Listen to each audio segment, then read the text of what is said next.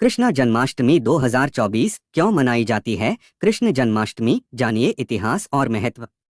भगवान विष्णु ने धरती पर पाप और अधर्म का नाश करने के लिए हर युग में अवतार लिया। विष्णु जी के एक अवतार भगवान श्री कृष्ण हैं, जिनका जन्म मथुरा की राजकुमारी देवकी और वासुदेव की 8वीं संतान के रूप में हुआ था। राजा कंस की जेल में जन्मे कान्हा का बचपन गोकुल में माता यशोदा और नंद बाबा की गोद में बीता। राजा कंस से बचाने के लिए वासुदेव ने कान्हा के जन्म के बाद ही अपने चचेरे भाई नंद बाबा और यशोदा को दे दिया था। श्री कृष्ण ने अपने जन्म से लेकर जीवन के हर पड़ाव पर चमत्कार दिखाए। श्री कृष्ण के जीवन से जुड़े कई किस्से हैं जो मानव समाज को सीख देते हैं, अधर्म और पाप के खिलाफ सही मार्गदर्शन करते हैं। उनके जन्मदिवस को उत्सव की तरह हर साल भक्त मनाते हैं।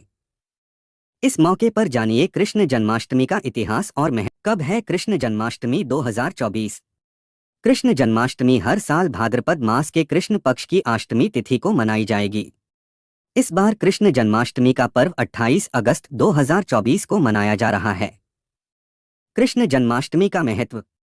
पुराणों के मुताबिक श्री कृष्ण त्रिदेवों में से एक भगवान विष्णु के अवतार हैं। कृष्ण के आशीर्वाद और कृपा को पाने के लिए हर साल लोग इस दिन व्रत रखते हैं, मध्य रात्रि में विधि विधान से पूजा अर्चना करते हैं, भजन कीर्तन करते हैं और जन्मोत्सव मनाते हैं। इस दिन के लिए मंदिरों को विशेष तौर पर सजाया जाता है। कुछ स्थानों पर जन्माष्टमी पर दही हांडी का भी उत्सव होता है। कैसे मनाते हैं कृष्ण जन्माष्टमी? जन्माष्टमी पर भक्त श्रद्धानुसार उपवास रखते हैं।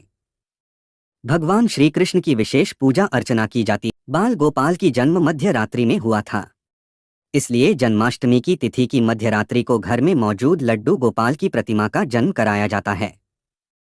फिर उन्हें स्नान कराकर सुंदर वस्त्र धारण कराए जाते हैं। फूल अर्पित कर धूप दीप से वंदन किया जाता है। कान्हा को भोग अर्पित किया जाता है। उन्हें दूध दही मक्खन विशेष पसंद हैं, इसलिए भगवान को भोग लगाकर सबको प्रसाद वितरित किया जाता है। क्यों और कैसे मनाते हैं दही हांडी? कुछ जगहों पर जन्माष्टमी के दिन दही हांडी का आयोजन होता है।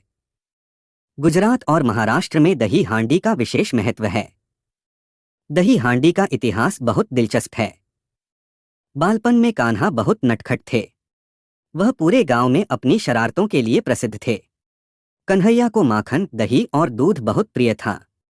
उन्हें माखन इतना प्रिय था कि वह अपने सखा संग मिलकर गांव के लोगों के घर का माखन चोरी करके खा जाते थे। कान्हा से माखन बचाने के लिए महिलाएं माखन की मटकी को ऊंचाई पर लटका दिया करती, लेकिन बाल गोपाल अपने मित्रों के साथ मिलकर एक पिरामिड बनाकर उसके जरिए ऊंचाई पर लटकी मटकी से माखन चोरी कर लेते। कृष्ण के इन्हीं शरारतों को याद करने के लिए जन्माष्टमी में माखन की मटकी को ऊंचाई पर टांग दिया जाता है। लड़के नाचते गाते पिरामिड बनाते हुए मटकी तक पहुंचकर उसे फोड़ देते हैं। इसे दही हांडी कहते हैं। जो लड़का ऊपर तक जाता है उसे गोविंदा कहा जाता है।